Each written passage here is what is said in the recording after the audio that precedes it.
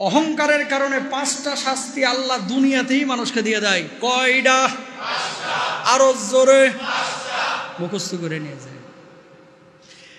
1 নম্বর আল্লাহ রাব্বুল আলামিন কি শাস্তি দেন? এই জমিনের বুকে যে সমস্ত মানুষগুলো অহংকার করে, তাকাব্বুরি করে, মনের বাসনা আল্লাহ রাব্বুল আলামিন পূরণ করেন না, যা চায় তার উল্টাটা হয়। এই এলাকার মধ্যে এমন অনেক মানুষ পাবেন, টাকার অভাব নাই কিন্তু বউয়ের কাছে যাইতেই পারে না। কথা বলেন না কেন? টাকার অভাব নাই কিন্তু সন্তান সন্ততি এক একটা বদের হাড্ডি। টাকার অভাব নাই, চেয়েছিল সন্তানটাকে ভালো মানুষ বানাবে, আলেম বানাবে, হাফেজ বানাবে, দিনদার মুত্তাকি পরেজগার বানাবে, নামাজি কালামি বানাবে। ওরে ভাই রে ভাই, নিজে জুমার নামাজে আসে, সন্তান ঈদের নামাজও পড়ে না।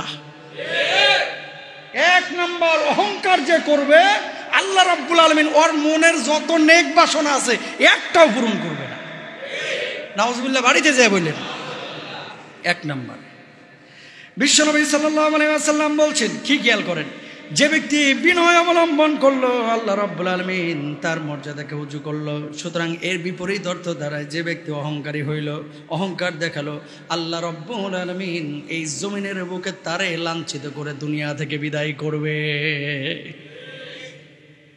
আরেক সরকারের আমলে এমপি ছিল, ধরেন এখন মারা গেছে, সাবেক এমপি, কিন্তু মানুষের জুলুম করছে, অহংকার করছে, তাকাব্বুরি করছে, মরছে, মানুষ ইন্না লিল্লাহ কয় না, কয় আলহামদুলিল্লাহ, জালেম মরছে, ভালো হইছে। ঠিক কিনা? তার মানে কি লাঞ্ছিত হয়েছে কিনা? বিশ্বনবী সাল্লাল্লাহু আলাইহি ওয়াসাল্লাম কি বলছেন খেয়াল করেন, কোন মানুষ যখন মারা যাবে, আশপাশের মানুষগুলো যখন বলবে আল্লাহ এই মানুষটা ভালো ছিল, আপনি তারে মাফ করে দেন, চোখের পানি ছেড়ে যখন কান্নাকাটি করবে, মানুষ যখন ভালো বলে স্বীকৃতি দিবে, আর আল্লাহ রাব্বুল আলামিন বলছেন ওই মানুষটা সত্যিকার অর্থেই ভালো, আমি আল্লাহ রাব্বুল আলামিন সেই মানুষটার জন্য জান্নাতের ফয়সালা করে দেব। লাঞ্ছিত অপমানিত যদি হইতে না চান, অহংকার করা যাবে না। করবো আমরা? আহা, কেন বুঝেন না? কেন বুঝেন না? কবে বুঝবেন? আমরা কেন বুঝি না? অনেক সময় ফকির, মিসকিন, রিকশাওয়ালা, গরিব, এদেরকে মানুষই মনে করে না, গনাই ধরে না। খেয়াল করে দেখেন, এলাকার কিছু মোড়ল বা হুমরা সুমরা চায়ের দোকানে চা খাইতেছে, একটা গরিব মানুষ একটা কথা বলছে, এর দিকে তাকায় না, বা একটা পরামর্শ দিয়েছে, ওর পরামর্শ নেয় না। এলাকা ভিত্তিক সালিশে বসেছে, গ্রামগঞ্জে এগুলো বেশি হয়। 5 ছেলে সৌদি আরব থাকে। কোন আরব? সৌদি আরব কয় না কিন্তু, কয় সৌদি আরব। 5 ছেলে সৌদি আরব থাকে। এখন টাকার গরম হয়েছে, এখন চেয়ারম্যানরাও বেল দেয় না, বুঝছেন? অহংকার, তাকাব্বুরি, এগুলো যদি আসে, 1 নম্বর শাস্তি দুনিয়ায় আপনাকে লাঞ্ছিত হয়ে মরতে হবে, অপমানিত হতে হবে। নাউজুবিল্লাহ বলেন। 2 নম্বর কি শাস্তিটা দুনিয়ায় আছে দেখেন। 2 নম্বর, আল্লাহ রাব্বুল আলামিন এদের জ্ঞান বুদ্ধি এগুলোকে লোপ পাইয়ে দেন, কমায় দেন। আয়াত সমূহ তাদের সামনে আসে, কিন্তু অহংকারের বশবর্তী হয়ে যাওয়ার কারণে আল্লাহ রাব্বুল আলামিন সঠিক আয়াত, সঠিক নিদর্শন তাদের সামনে ধরেন, কিন্তু এই মানুষগুলো সঠিক পথের দিশা পায় না, বরং বিভ্রান্ত হয়ে বাঁকা পথ অবলম্বন করে জাহান্নামী হয়ে যায়। বলুন নাউজুবিল্লাহ। এদের সামনে ভালো ভালো জিনিস আসবে, কিন্তু এটা গ্রহণ করবে না। কারা? অহংকারীরা। দেখেন, আমার কথা না, সূরা আরাফের 146 নম্বর আয়াতে আল্লাহ তাআলা কি বলছেন? রব্বুল আলামিন বলছেন, সাআসরিফু আন আয়াতি আল্লাযীনা ইয়াতাকাব্বারুনা ফিল আরদি বিগাইরিল হক ওয়া ইন ইয়ারাউ কুল্লা আয়াতিন লা ইউমিনু বিহা ওয়া ইন ইয়ারাউ সাবিলার রুশদি লা ইয়াত্তাখিযুহু সাবিলা।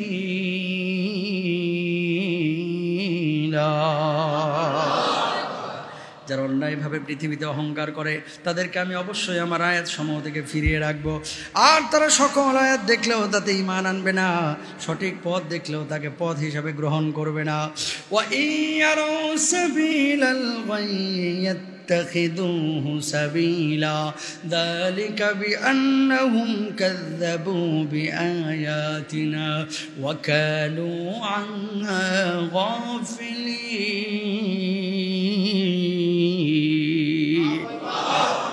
এই মানুষগুলো সঠিক পথ গ্রহণ করবে না, বেঠিক পথ গ্রহণ করবে তারা ভ্রান্ত পথ।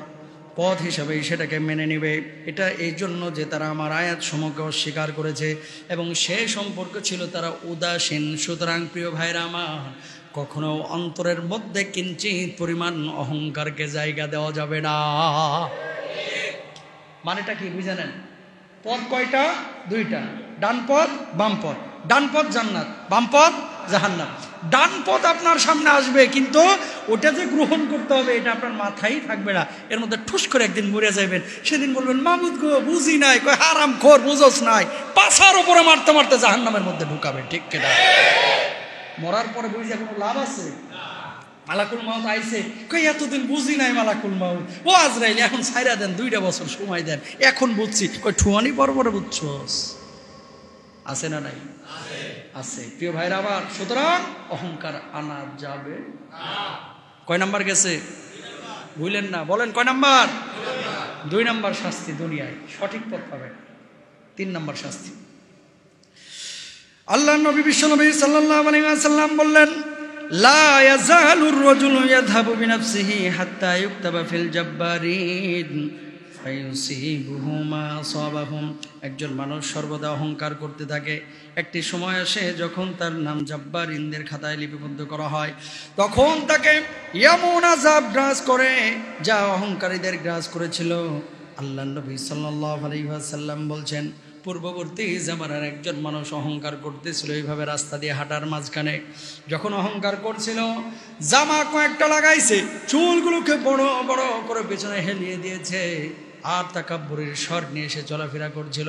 আল্লাহ রাব্বুল আলামিন জমিনকে তখন আদেশ করলেন, ও জমিন ফিরে যা, ফিরে যা, আর ওই বদমাস, ওই জাব্বারিন অহংকারীকে তুই গ্রাস করে ফেল। সঙ্গে সঙ্গে জমিন ফেটে তারা গ্রাস করে খেয়ে ফেলেছিল। বলুন আল্লাহু আকবার। অহংকার যে করবে দুনিয়ার বুকে আযাবের সম্মুখীন হবে সে। কেমন? সবসময় জমিন ফেটে আপনাকে গাঁথবে না, কিডনি পচায় দেবে। কথা বলেন না? ফুসফুসে ক্যান্সার দিয়ে দিবে, এমন অসুখ দিবে, টাকা যা কামাইছেন 40 বছর ওই বাড়ির ভিটা বিক্রি করে আর ওষুধ হইবে না। ঠিক কিনা? ইশারা কার? সুতরাং বি কেয়ারফুল। আমরা তো বুঝি না যে কোত্থেকে এগুলো হইতেছে, কোত্থেকে এটা আসছে। সাবধান হয়ে যান, অহংকার করা যাবে না। 4 নম্বরে কি বলছেন আল্লাহ নবী বিশ্বনবী সাল্লাল্লাহু আলাইহি ওয়াসাল্লাম? খেয়াল করেন, আল্লাহ নবী বলছেন, কোন ব্যক্তি যখন অহংকার করবে, আল্লাহ রাব্বুল আলামিন তারে যে নিয়ামত দিয়েছিল এই নিয়ামতটাকে আজ হোক কাল হোক আল্লাহ রাব্বুল আলামিন ছিনিয়ে নেবেন। সকালবেলার ধনী রে তুই ফকিরে সন্ধ্যা বেলা। অনেক মানুষ আশপাশে এমন দেখবেন থর থর করে বড় লোক হয়ে গেল, ব্যবসা বাণিজ্য এমন বরকত, 3টা 4টা বাড়ি হয়ে গেল। গরিব যখন ছিল 5 ওয়াক্ত নামাজ মসজিদে এসে পড়তো, আজ আল্লাহ রাব্বুল আলামিন টাকা দিল কিন্তু মসজিদে এসে নামাজ পড়ে না, আল্লাহকে ডাকাডাকি করে না। এমন মুহূর্তে আল্লাহ রাব্বুল আলামিন যখন পাকড়াও করবেন, এই মানুষগুলো এমন একটা রোগের সম্মুখীন হয়েছে, ব্যবসায়িকভাবে এমন ক্ষতির সম্মুখীন হয়েছে, এই যে নিয়ামতগুলো, বাড়িগুলো, টাকাগুলো একটা একটা করে সব বেচে কিনে দিল, তারপরেও মানুষের উপর থেকে ঋণের বোঝা ছুটছে না। ঠিক কিনা? নিয়ামত দিলে এটা বুঝতে হবে কে দিছে। আচ্ছা, টাকা কি মানুষ চাইলেই কামাইতে পারে? আল্লাহর নিয়ামত ছাড়া, রহমত ছাড়া।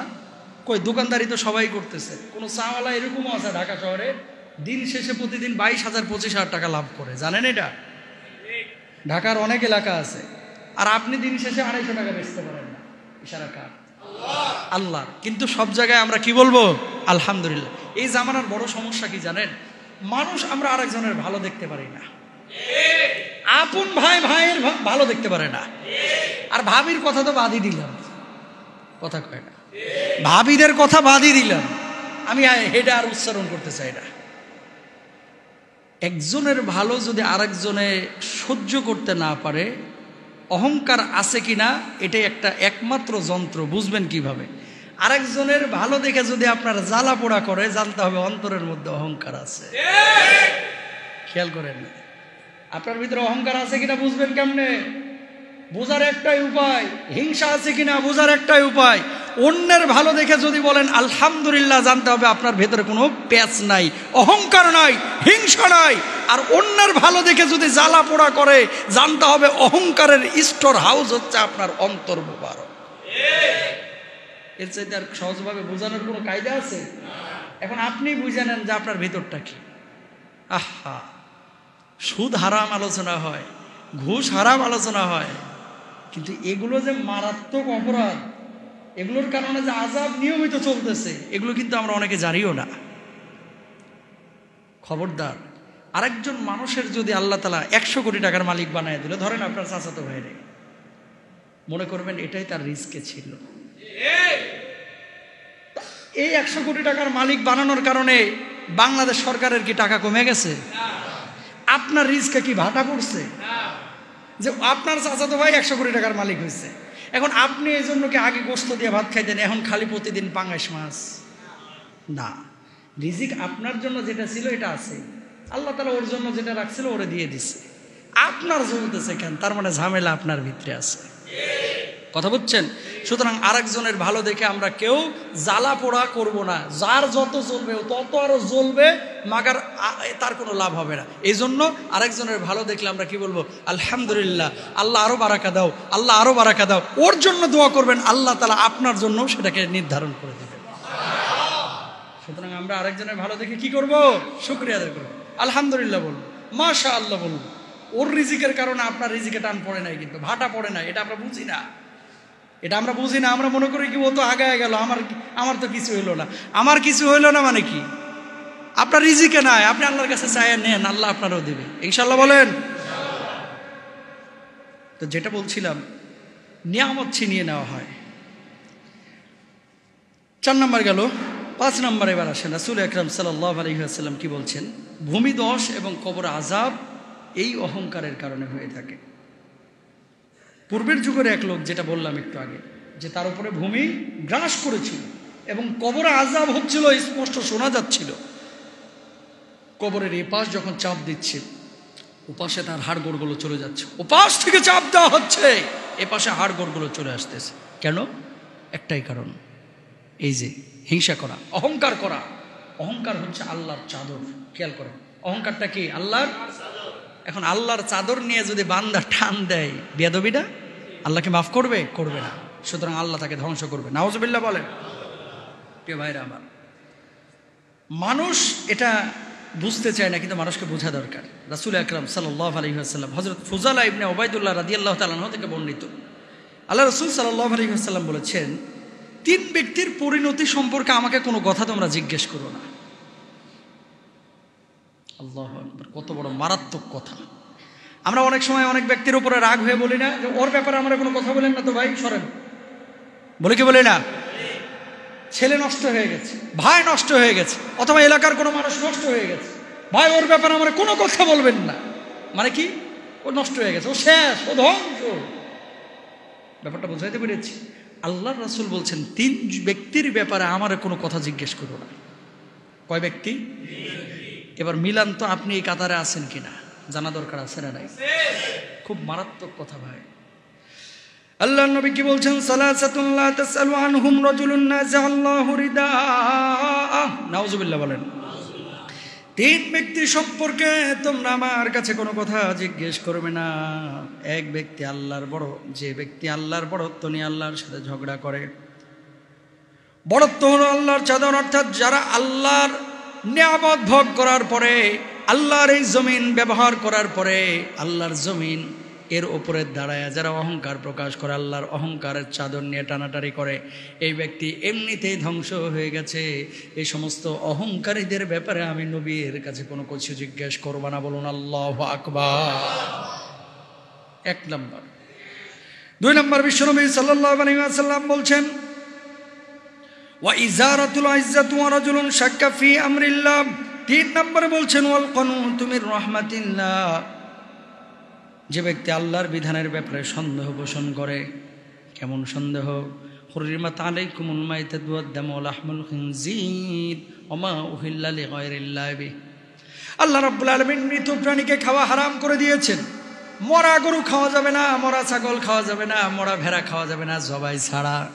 এখন আপনার ভিতরে যদি এমনটা হয়, জবাই করলেও তো মরে, এমনিও মরে অসুখ হইয়া, মরাটা খাওয়া গেলে, জবাই করাটা খাওয়া গেলে মরাটা খাইতে দোষটা কোথায়, এমন সন্দেহ করাই কিন্তু আপনার জন্য হারাম, ঠিক কিনা? বুঝছেন?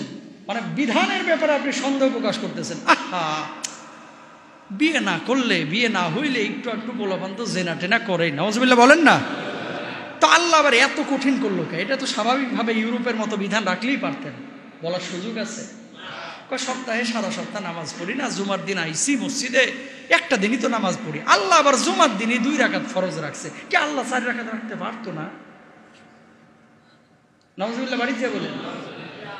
এরকম কোন এশকাল, প্রশ্ন, সন্দেহ করার সুযোগ